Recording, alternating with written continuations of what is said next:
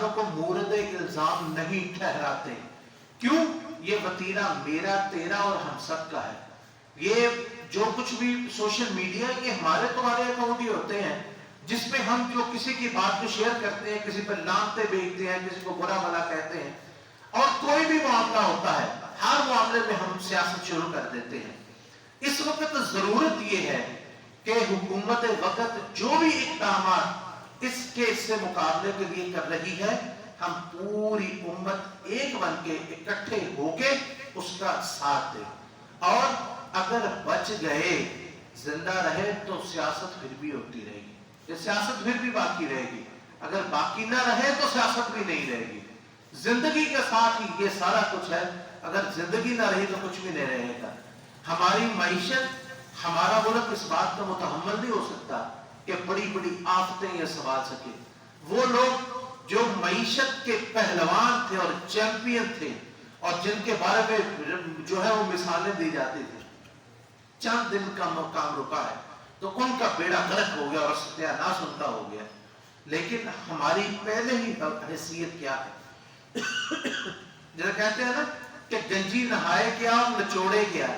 ہماری تو حالت یہ ہے کہ معیشت میں ہم قرضے در قرضے اور قرضوں کی قسطیں اتارنے کے لیے پھر قرضے. تو ہم کیا اس کا مقابلہ کریں گے اور کیسے اس کو سنبھال سکیں گے؟ اس لیے کم از کم جن لوگوں تک ہمارا پیغام پہنچ رہا ہے، اپنے آپ کو متحد رکھیں، اپنے آپ کو ایک رکھیں. جو بھی حکومتی اقدامات ہیں، اگر ان میں کوئی غلط ہے تو اس کو اچھے طریقے سے شیئر نہ کریں، اس کو پھیلائیں نہ، بلکہ ان لوگوں تک اپروچ کریں جن لوگوں تک، جو اب تو اپروچ بڑی آسان ہے.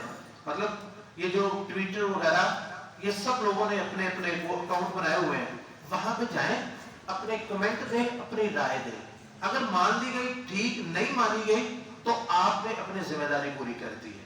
تو یہ طریقہ ہے کہ اپنی بات کو پہنچانے کا اور اپنی ذمہ داری ادا کرنے کا. ورنہ اگر ہر شخص اپنی جگہ پہ بیٹھا اپنی بات کرتا رہے، سارے تو ڈاکٹر بنے ہوئے ہیں، سارے حکیم بنے ہوئے ہیں، کوئی کبوتروں کے پوٹوں سے علاج بتا رہا ہے، کوئی جناب کسی کا خواب ہے، کوئی شف پہ لگا ہوا ہے، نعوذ باللہ، اللہ تعالیٰ محفوظ رکھے ہم کو. تو یہ طریقہ کار جو ہے یہ غلط ہے.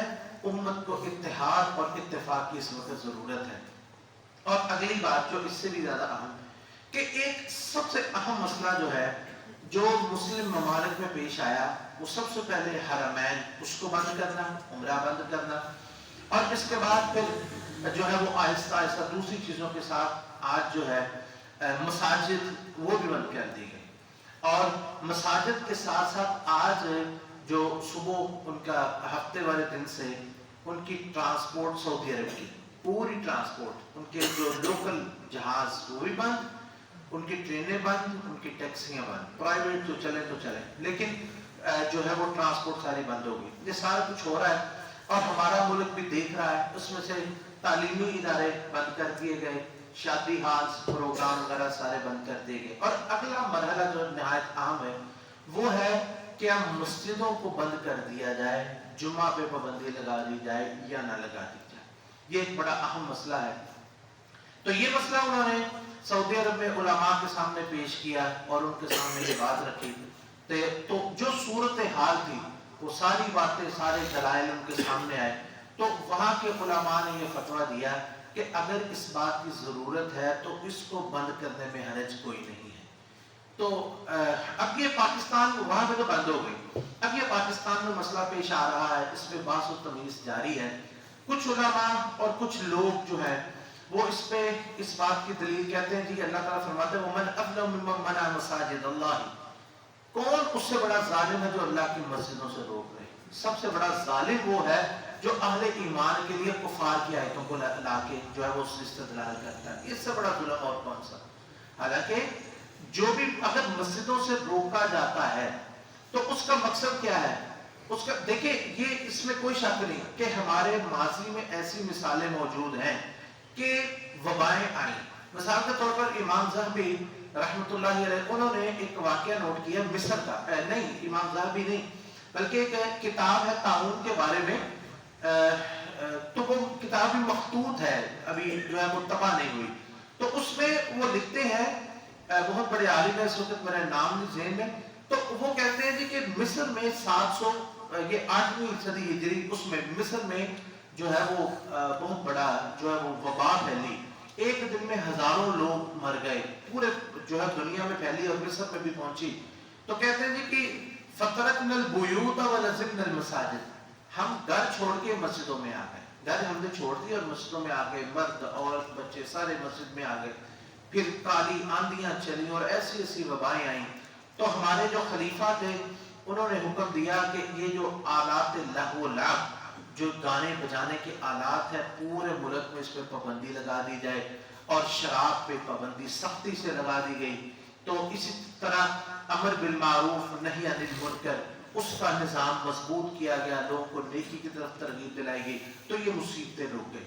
अब बात ये है कि उस वक्त लोगों ने ये किया, घर छोड़ के मस्जिदों में आ गए, लेकिन अब ये कहा जा रहा है कि मस्जिदें छोड़े और घरों में चले। असल में ना बीमारी की नौइयत का फर्क है। ये जो ताउन है, इसका जो जरसूमा है ये हवा में तैरता है, और आप अगर घर के अंदर भी हैं या मस्जिद में है, ये वहां भी पहुंच जाता है, जहां जहां हवा पहुंचती है इसका जरसूमा वहां तक पहुंचता है। लेकिन रिसर्च ये कहती है कि जो कोरोना वायरस है ये इंसान के हवा के साथ उसके मुंह से निकलता है, और ये तकरीबन 1 से 1.5 मीटर तक गिरता है और उसके बाद ये जमीन पर गिर जाता है। 1 से 1.5 मीटर तक ये सफर करता है और उसके बाद ये जितना इंसान के मुंह से निकलता है ये जमीन पे गिर जाता है। इसलिए इसकी और उसकी कैफियत और कंडीशन में फर्क है। तो इसलिए इसके बारे में उलमा ये फतवा देते हैं कि बेहतर ये है कि हर शख्स अपने घर में हो, जो बीमार है ताकि वो भी घर में हो, दूसरे उससे परेशान ना हो, और जो सेहतमंद है वो घर में रहे ताकि वो बीमारी से मुतासर ना हो। इस बारे में हम बड़ी वजाहत से जिक्र कर चुके हैं कि नबी अलैहिस्सलाम के जो फरमान है कि कोई बीमारी मुतअद्दी नहीं, ये बिल्कुल दुरुस्त है, बीमारी मुतअद्दी नहीं होती, लेकिन अल्लाह के हुक्म से लगती है जिसको ये लगती है। हमें ये हुक्म दिया गया है कि तुम असबाब जो है उनको इख्तियार करो। जैसे सही मुस्लिम की एक रवायत है कि नबी अलैहिस्सलाम के पास सकीफ का वफद आया, तो उस वफद में एक आदमी था जिसको कोढ़ की बीमारी थी। तो नबी अलैहिस्सलाम ने, वो सारे लोग बैठ के लिए आए, तो आपने उसको पैगाम दे दिया कि तुम अपने खेमे में रहो और यहीं से घर वापस चले जाओ, हमने तुम्हारी बैत ले ली है। तो आपने भी इन वसाइल को अख्तियार किया, उसको मस्जिद में नहीं बुलाया और खुद भी नहीं बैत ली और लोगों को भी नहीं कहा, लेकिन उसकी बैत कबूल कर ली कि आप तुम्हारी बैत हमारे साथ हो गई है, तुम्हारा इस्लाम कबूल है, अल्लाह तुम्हें इसका अजर दे, आप अपने घर चले जाए। तो इन वसाइल को इख्तियार